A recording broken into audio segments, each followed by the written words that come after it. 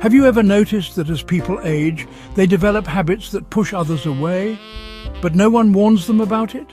It's not just about wrinkles or slowing down. Some habits can make aging lonelier, harder, and even more frustrating. The worst part? Most seniors don't even realize they're doing them. From small everyday actions to deeply ingrained behaviors, these habits can silently damage relationships and quality of life. But here's the good news. Once you recognize them, you can change them. Julie, a 71-year-old retired librarian, was once the heart of her community. She loved chatting with neighbors, catching up with old friends, and being the go-to person for book recommendations. But over time, something changed. People started visiting less, her phone rang less often, invitations to family gatherings became rare. At first, she blamed it on others. Maybe they were just too busy. But deep down, she wondered, had she done something to push them away? Julie didn't mean to isolate herself, but small habits added up over time. She started complaining more about aches, the state of the world, how things were better back in the day. She stopped making an effort with her appearance, thinking, who do I need to impress? Conversations became one-sided and she found herself talking more than listening. She dismissed new technology, resisted change, and even turned down help when she needed it. Little by little, these behaviors created distance between her and the people she loved. Julie's story isn't unique. In fact, many seniors unknowingly fall into the same patterns, habits that slowly make aging lonelier, harder and more frustrating. But the good news, it's never too late to change. Recognizing these behaviors is the first step to maintaining strong relationships, staying socially connected and living a more fulfilling life. So let's uncover these ugly things that no one talks about, and more importantly, how to avoid them. Because number 7 is the one that surprises everyone. And by the time most people realize it, it's already too late. Before we dive in, if you find value in this video, take a moment to like and subscribe to the channel. Your support helps bring more life-changing advice to people just like you. Now let's get started.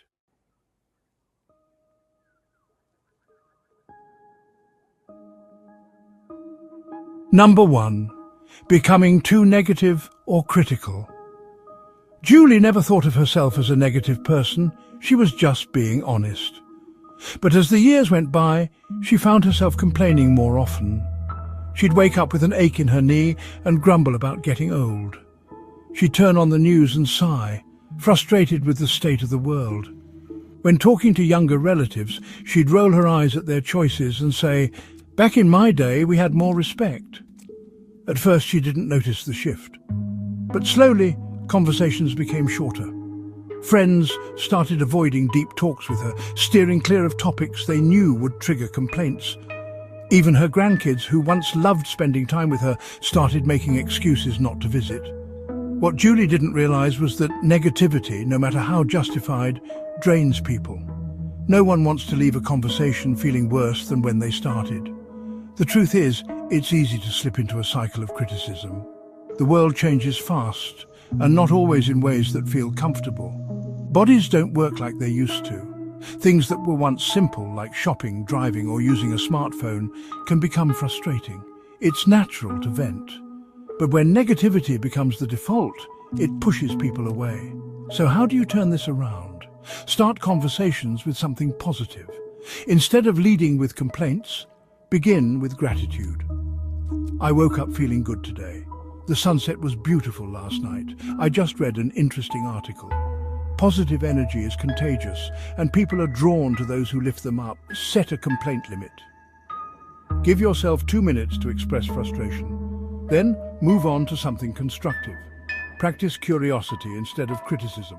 Instead of dismissing new trends or ideas, ask questions.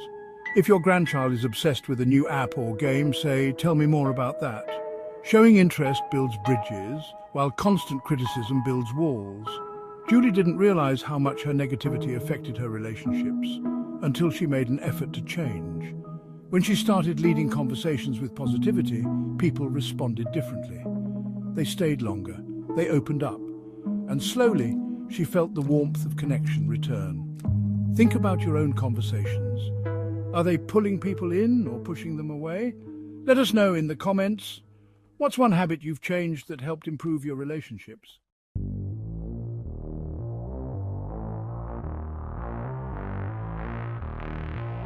Number 2, ignoring personal hygiene and appearance. Julie used to love getting dressed up.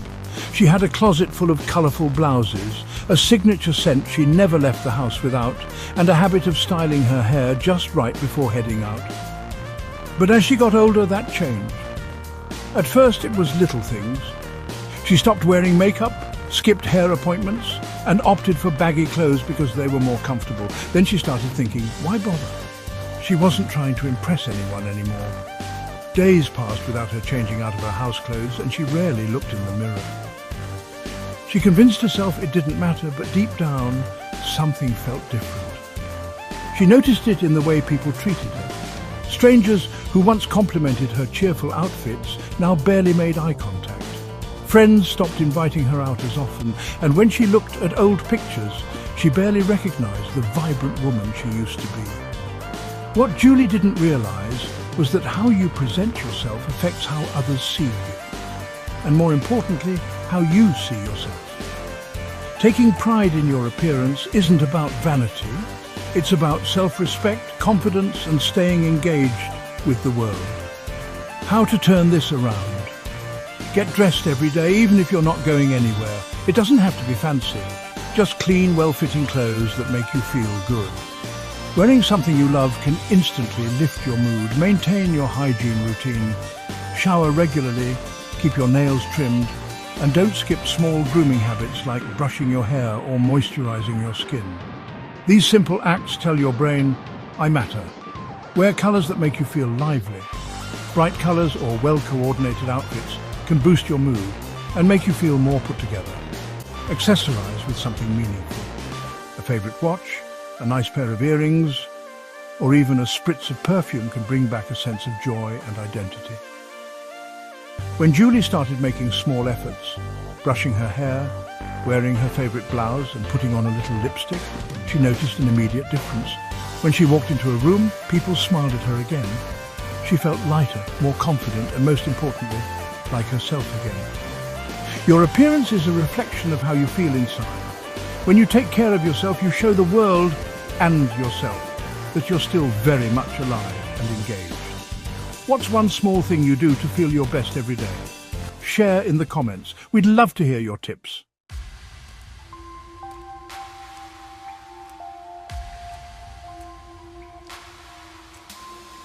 Number 3, becoming stubborn and resistant to change. Julie had always been set in her ways. She liked her routines, stuck to what she knew, and believed that if something had worked for decades, there was no need to change it. So when her kids and grandkids started communicating through text messages instead of phone calls, she resisted. I don't need to learn all that, she'd say, waving off their offers to teach her. If they want to talk to me, they can call. But the calls became less frequent. Family members were still sharing updates, but in group chats she refused to join. They sent pictures, funny videos, and birthday reminders, things she never saw. When she finally realized she was missing out, it wasn't just about technology. It was about staying connected to the people she loved. The truth is, stubbornness can lead to isolation. It's easy to believe that change isn't necessary, especially after living a certain way for decades. But refusing to adapt, whether it's learning a new skill, trying a new way of doing things, or embracing modern conveniences, can quietly push people away. How to stay open to change. Say I'll try instead of I don't need that. The willingness to try keeps you engaged and mentally sharp. Instead of shutting something down immediately, give it a chance. Ask for help and make it a bonding experience. Instead of resisting, let your grandkids or children teach you something new. Learning together creates meaningful moments. Embrace small changes first. You don't need to become a tech expert overnight, but small adjustments, like sending a simple text, trying a new hobby, or watching a show your grandkids love, help you stay connected to the world around you.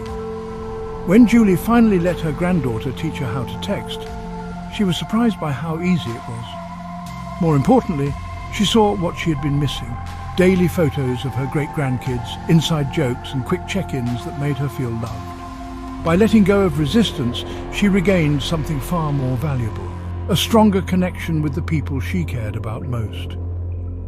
What's something new you've learned recently that helped you stay connected? Share in the comments. We'd love to hear your experiences.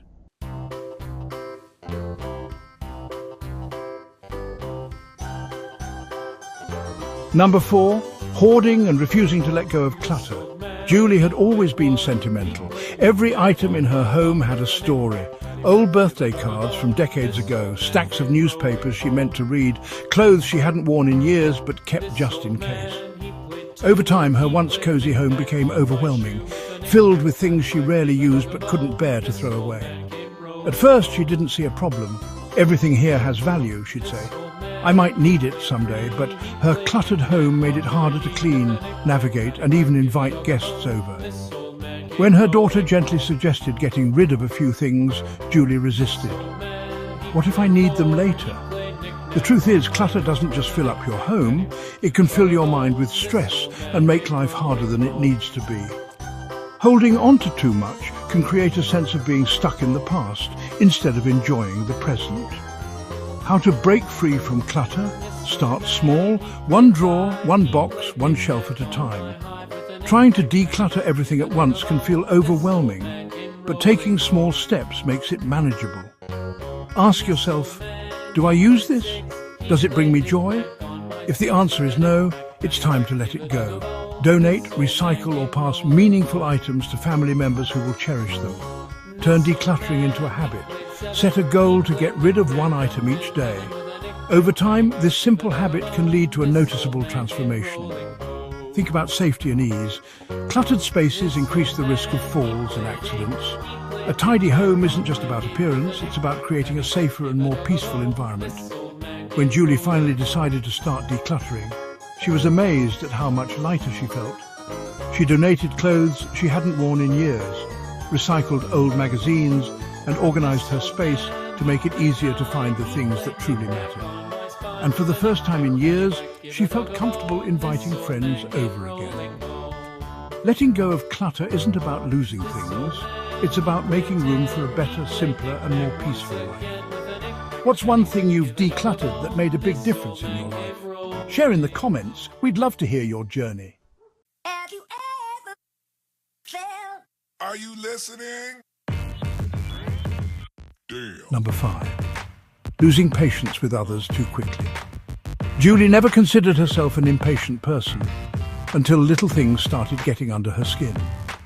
One afternoon at the grocery store, she stood in line, waiting for the young cashier to finish bagging her groceries. He was slow, fumbling with the bags, and Julie felt frustration bubbling up inside her. "Can't you move a little faster?" she muttered, shaking her head. The moment she said it, the cashier looked down, embarrassed. That's when Julie noticed his hands trembling slightly. He was new, nervous, and just trying his best. It hit her. Was she becoming the very person she used to dislike? Quick to snap, slow to show grace? As we get older, it's easy to lose patience with others, especially when things don't go as fast as we'd like. But frustration doesn't just make life harder for those around us, it raises our own stress levels too. How to stay patient and kind. Pause before reacting. When you feel irritation creeping in, take a deep breath. Ask yourself, is this really worth getting upset over? Shift your perspective. The slow driver might be someone's grandfather. The distracted cashier could be a struggling student. A little patience can turn frustration into understanding. Use small moments as reminders to practice kindness. Instead of snapping, offer a smile or words of encouragement. A simple, take your time can make someone's day. Remember, life is easier when you let go of small annoyances. Choosing patience over frustration leads to less stress and better interactions with others. Julie made a conscious effort to slow down. The next time she was at the store, she smiled at the same young cashier and said, "You're doing a great job." His face lit up, and in that moment she realized a little kindness goes a long way. Have you ever caught yourself losing patience too quickly? How do you handle frustrating moments? Share your thoughts in the comments below.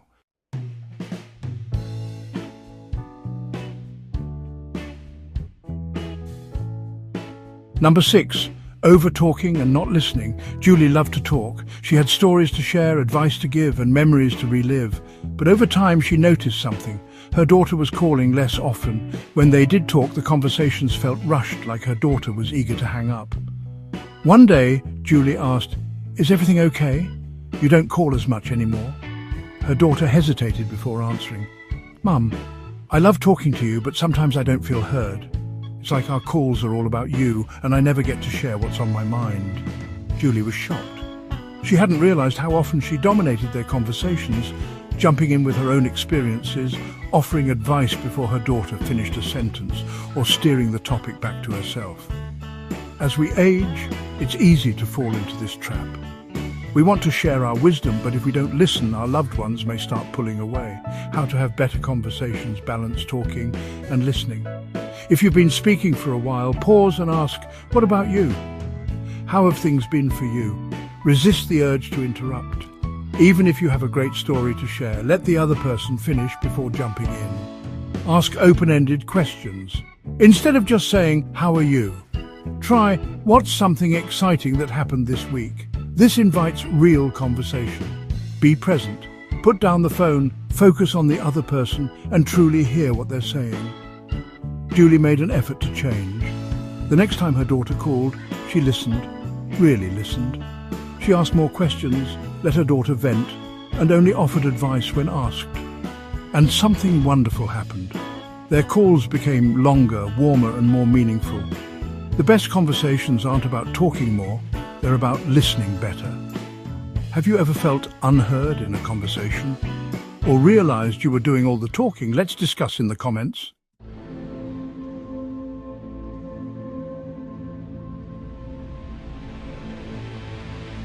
Number 7, pushing people away instead of asking for help. Julie prided herself on being independent. She had spent decades taking care of others, raising her children, managing a household, and even helping neighbors when they needed a hand. But as the years passed, simple tasks became harder. One afternoon, she struggled to lift a heavy grocery bag from her car. A kind young man passing by noticed and offered, "Need a hand with that?" Julie forced a smile and shook her head. "No, thank you, I've got it." But she didn't.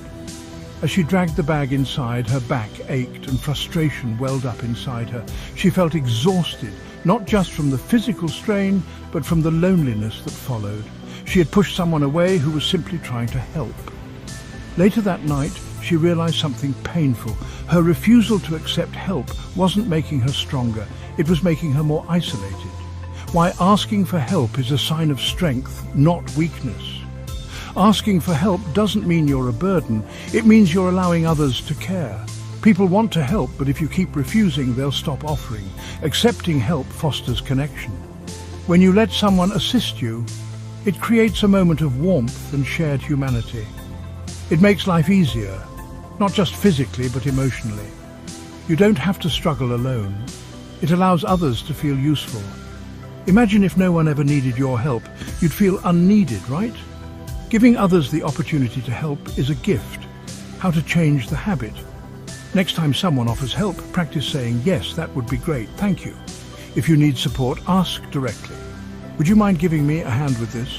Remember, accepting kindness from others strengthens relationships, not weakens them. The next time Julie went to the store, she saw the same young man and smiled. "Actually," she said, "I could use a little help today." His face brightened as he grabbed her bag.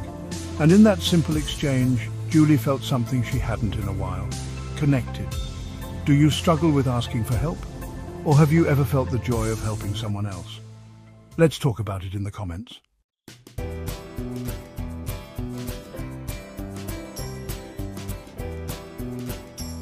Number 8, being too frugal to enjoy life.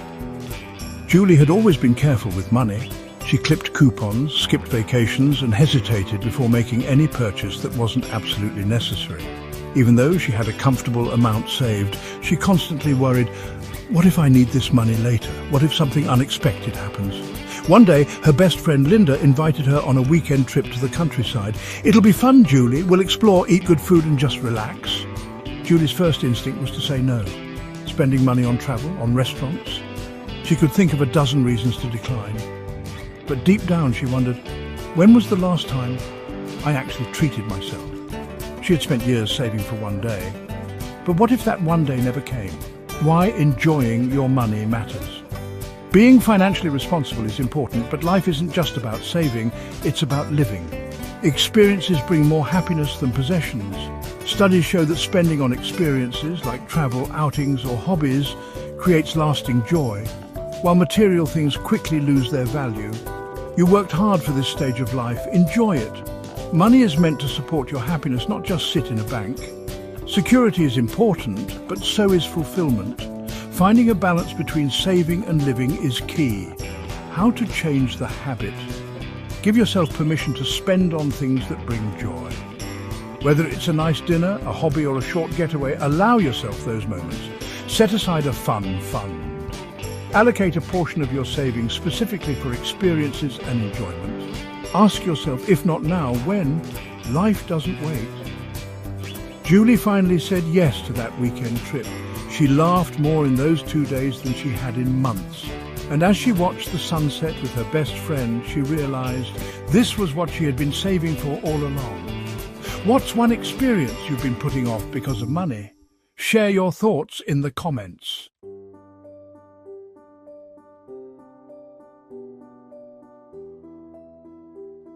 Number 9, talking down to younger generations. Julie adored her grandson Ethan. She looked forward to his visits, but lately they felt shorter and more awkward. He used to tell her about school and his favorite video games, but now their conversations were strained. One day, Ethan mentioned a new app he was excited about. Julie sighed and shook her head. Back in my day, we didn't need all this technology. Kids actually played outside instead of staring at screens. Ethan went quiet. After a few minutes, he checked his phone and mumbled, "I should probably get going." As the door closed behind him, Julie felt a pang of regret. She didn't mean to push him away. She just wanted him to see how different things were when she was young. But had she made him feel dismissed instead? Why this pushes younger generations away? It's easy to compare the past to the present, but constantly telling younger people that things were better before can make them feel criticized rather than understood. It can make them feel like their experiences don't matter. Instead of bonding, it creates distance. Times change, and that's okay. Every generation faces different challenges and opportunities. Connection is built through encouragement, not criticism. Being open to their world helps strengthen the relationship. How to change the habit? Be curious, not dismissive. Instead of saying, "We never had that in my day," try, "That sounds interesting, tell me more." Find common ground. Share stories from your past in a way that relates to their experiences today. Encourage instead of criticize. Younger generations thrive on support. Your words can inspire rather than discourage. The next time Ethan visited, Julie tried a different approach. When he brought up his favorite game, she smiled and asked, "What do you like about it?" Ethan lit up, explaining the strategy behind it. For the first time in a while, their conversation flowed easily. And as he stayed a little longer that evening, Julie realized connecting across generations wasn't about changing them. It was about understanding them. Have you ever felt disconnected from younger generations? What helped bridge the gap? Let's discuss in the comments.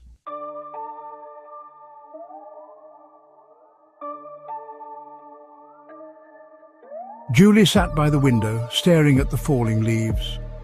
Another holiday season was approaching, but instead of feeling joy, she felt a familiar heaviness in her chest.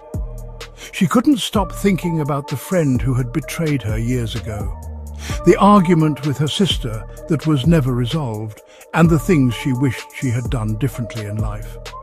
The past had a tight grip on her, replaying in her mind like an old film she couldn't turn off. One day, her neighbour, Linda, noticed Julie's distant look and asked, "What's on your mind?" Julie sighed, "I just keep thinking about things I can't change." Linda smiled gently. Holding on to the past is like carrying a heavy suitcase everywhere you go. Imagine how much lighter you'd feel if you set it down. Why holding on to grudges and regrets is harmful. It steals your present joy. Dwelling on old wounds makes it hard to enjoy the good moments happening right now. It strains relationships. Bitterness can create distance between you and loved ones, even when you don't realize it. It affects your health. Stress from grudges can increase blood pressure, disrupt sleep, and even weaken your immune system. How to let go and find emotional freedom. Accept that the past can't be changed. Instead of asking, "Why did this happen?" try asking, "What can I learn from it?" Practice forgiveness, not for them, but for yourself. Letting go doesn't mean excusing bad behavior. It means freeing yourself from its hold. Focus on the present. When you catch yourself dwelling on the past, shift your attention to something positive in the moment. Write a letter, then let it go. If you're struggling to move on, write down everything you feel, then tear up the paper or burn it as a symbol of release. That night, Julie sat down with a piece of paper. She wrote down all the things she had been holding on to for years. Then, with a deep breath, she let them go. For the first time in a long while, she felt lighter. Have you ever let go of a past hurt? What helped you move forward? Share your thoughts in the comments.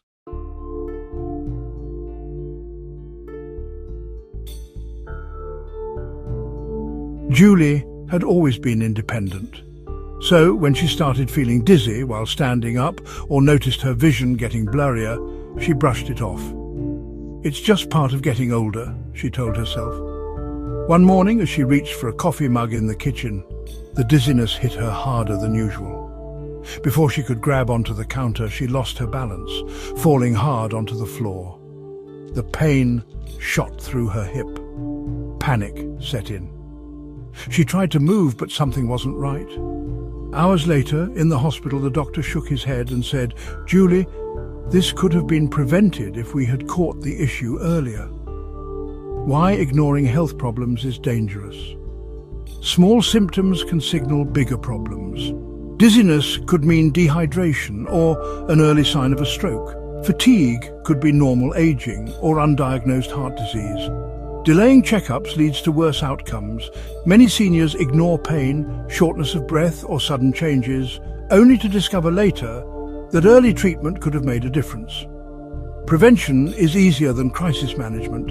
A minor adjustment in diet, medication, or lifestyle could prevent major health scares. How to stay on top of your health. Listen to your body. Don't ignore symptoms just because they seem minor. If something feels off, it's worth checking out. Schedule regular checkups. Even if you feel fine, routine visits help catch hidden problems before they become serious. Don't downplay new symptoms. Sudden dizziness, chest pain, forgetfulness, or weight loss should never be ignored. Stay proactive. Eat well, stay active, and prioritize sleep. Your daily habits impact your long-term health. After recovering from her fall, Julie made a promise to herself. No more ignoring warning signs. She scheduled her next doctor's visit, started drinking more water, and even joined a balance class at the community center. She realized that staying independent didn't mean ignoring help. It meant taking control of her health before things got worse. Have you ever ignored a health issue that later became serious? What helped you take action? Let's talk in the comments.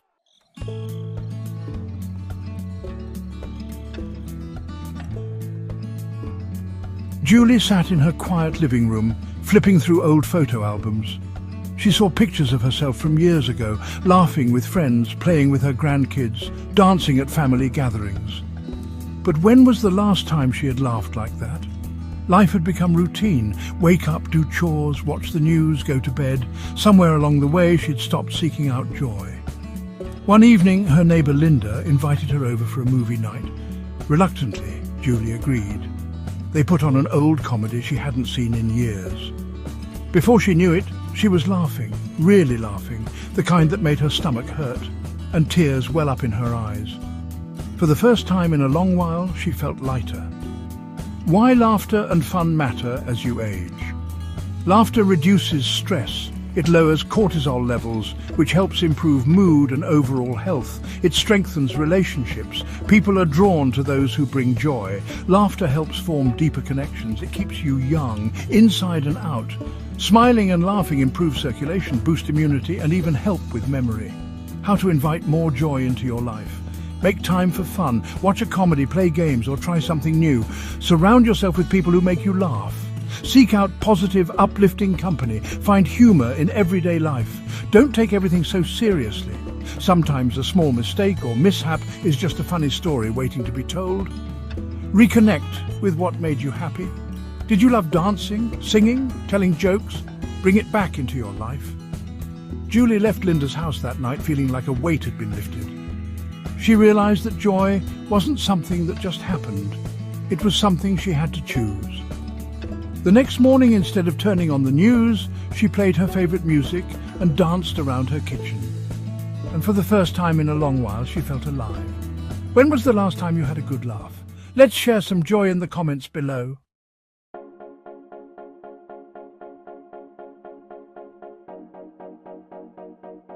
Julie never imagined how much small habits were shaping her life. But once she started making changes, letting go of negativity, staying open to new things and inviting joy back in, something incredible happened. She felt more connected. Her daughter called more often, her neighbors stopped by to chat, and even strangers responded to her warmth. She felt happier. The weight of grudges, regrets, and loneliness started lifting, replaced by moments of laughter, gratitude, and purpose. And surprisingly, she even felt younger at heart.